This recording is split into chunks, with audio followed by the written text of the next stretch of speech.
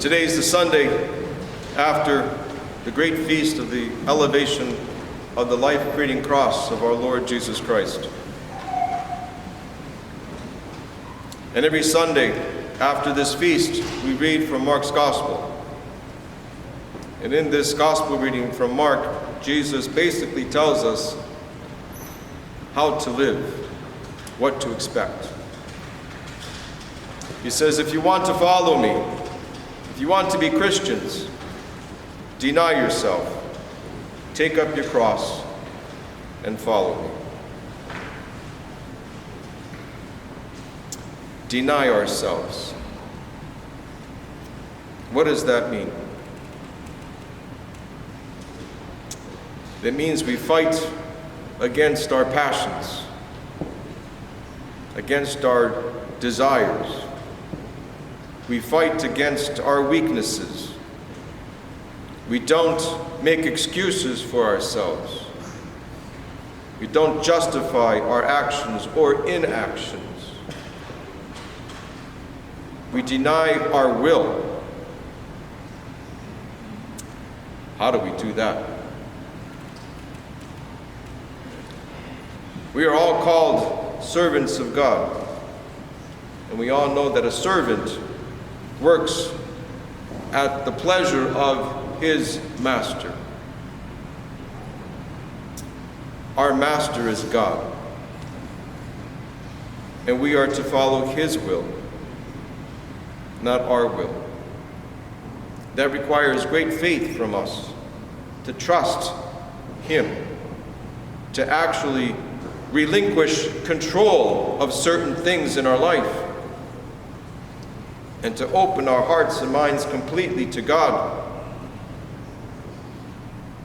so that we follow his will.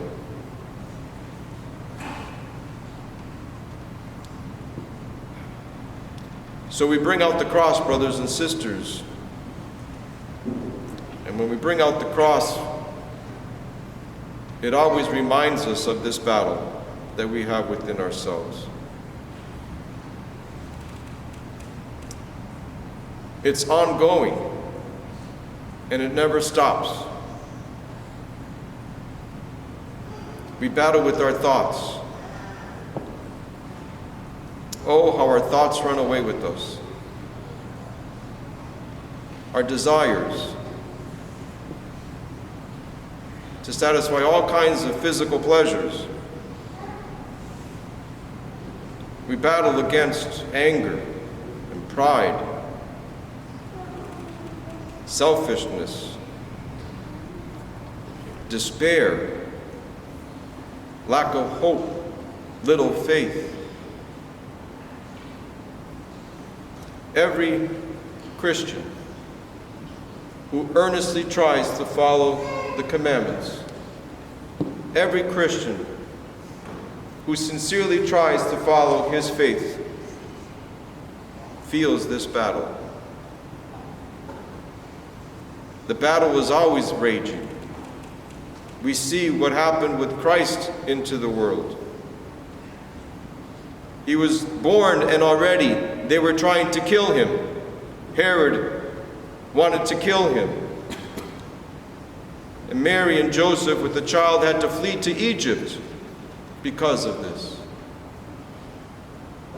And we remember throughout the ministry of Jesus, wherever he preached, there are always those who were against him, especially in his hometown. There were even no miracles performed there because there was no belief. And of course, we know how he suffered during Great Holy Week. His passion, his entrance into Jerusalem, and suffering on the cross. There's always a battle between good and evil. Even Dostoevsky, the great Russian author, says that the war between good and evil is waged in the heart of man. So there are many times when we feel this battle, and we're dismayed. We think to ourselves, how can this be? How do I lack control of so many parts of my life? There are many times, likewise, we feel we give up. We stop praying, we stop fasting, we stop coming to church. We're tired. But the battle is always there. We can never run away from it. Christ says, if you want to follow me, take your cross. Battle with yourself. Overcome your passions. Defeat temptations. But God gives us His help, His grace to do this. We're never alone in it. And we should never think that because we are trying to live a good life, that God is going to protect us and we're not going to ever suffer. We're not ever going to feel this battle. On the contrary, the more we strive to live a righteous life, the more we feel this battle. St. Paul writes about this in the Galatians. He says, for the flesh lusts against the Spirit, and the Spirit against the flesh. And these are contrary to one another, so that you do not do the things that you wish. And further on, in the same chapter, he says, and those who are Christ's have crucified the flesh with its passions and its desires. What St. Paul says here with the flesh doesn't necessarily mean exclusively our bodies, but it's against all carnal sin, against all passions, sinful thoughts and desires, attachments to evil. This concept of fighting against the flesh is basically a fight against evil. Now, of course, we should not misunderstand St. Paul. God created us. He created our flesh. And there's no dualism in Orthodoxy, where the flesh is always bad and the spirit is always good. But rather, both our spirit and our flesh can become corrupted by sin. And if we're corrupted by sin, then we become distorted by this lack of grace. But when we take up our cross, and when we don't give in to our passions, and don't allow carnal desires or reactions or any other sin take control over us, that's our battle.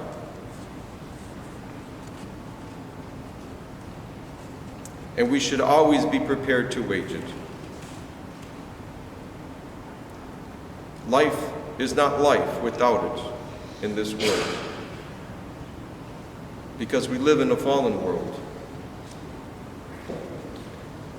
Let us think to ourselves how easy it is, just as an example, how easy it is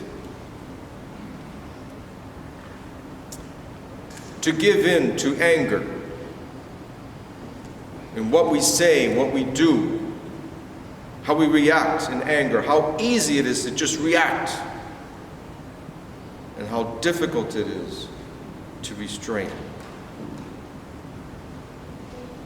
Likewise, how easy it is to give in to sins or attachments to material things, desires of the flesh,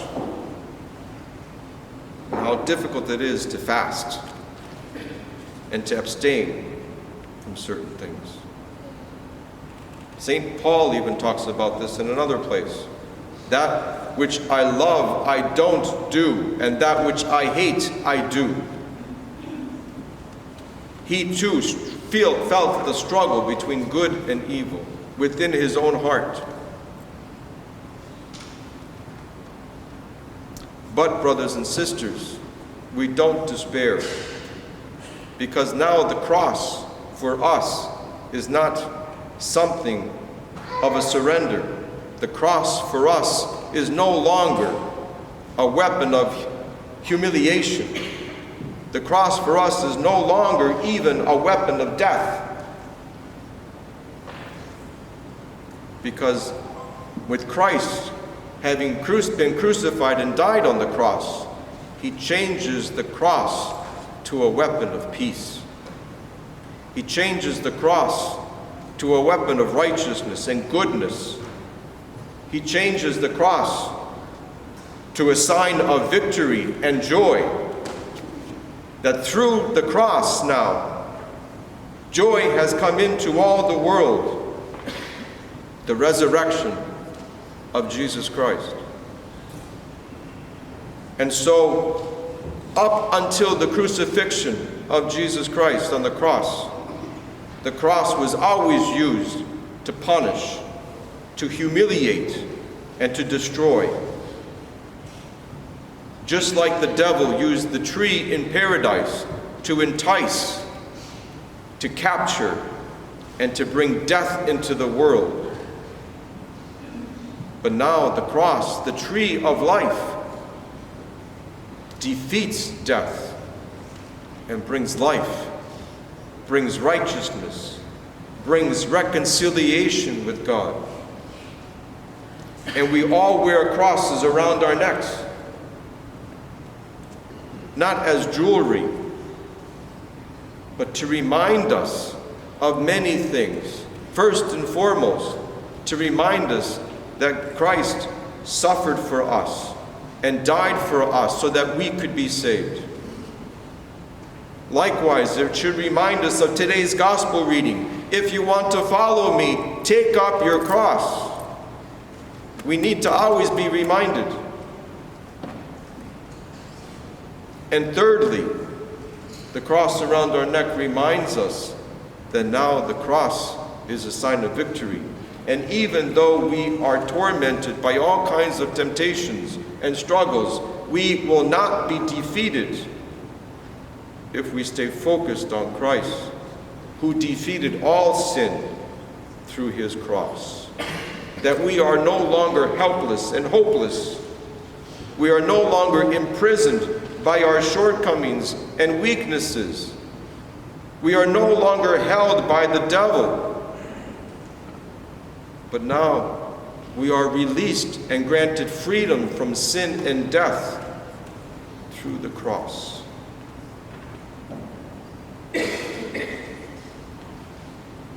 So, first and foremost, brothers and sisters, let us never give up. Let us never give in. Let us never despair, but always take up our cross, because through the cross we find life. Through the cross and the workings of God's grace, we defeat temptations and weaknesses in our life. Through the cross, we are healed and granted grace and everlasting life.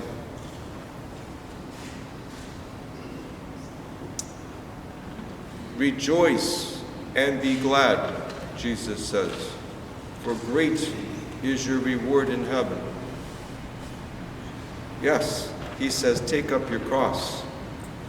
But in the end, we will rejoice, because great is our reward in heaven.